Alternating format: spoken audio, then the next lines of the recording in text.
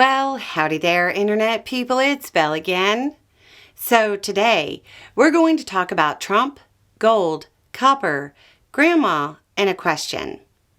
While diamonds are a girl's best friend, today we're going to talk about a question about grandma's economic advice and what the price of metals tells us about where we're headed economically. We're going to do this because we got a question about it, and gold hit its highest price in all of history. So, here's the question. Okay, so about Grandma's economic barometer. If gold goes up and copper goes down, it's a bad sign. Gold is going up, but so is copper. What does that mean? So, just a quick explainer on this piece of advice.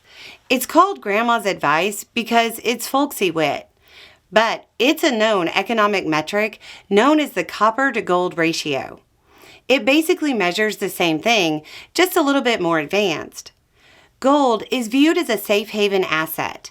When there are shaky economic times, investors flock to gold, driving up the price. Copper is an industrial metal.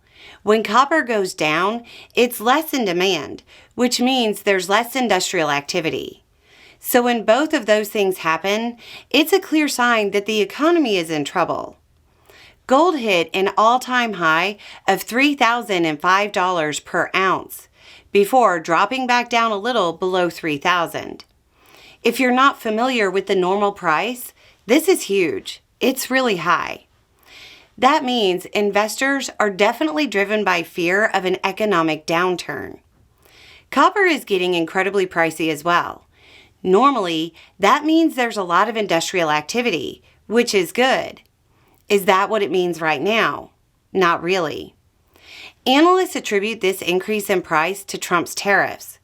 Trump has talked about a 25% tariff, so there's a lot of activity trying to import before it goes into effect, and that's driving up prices. Copper imports are expected to shoot up somewhere between 50 and 100% over the next few months, trying to beat the tariffs. That doesn't mean increased activity.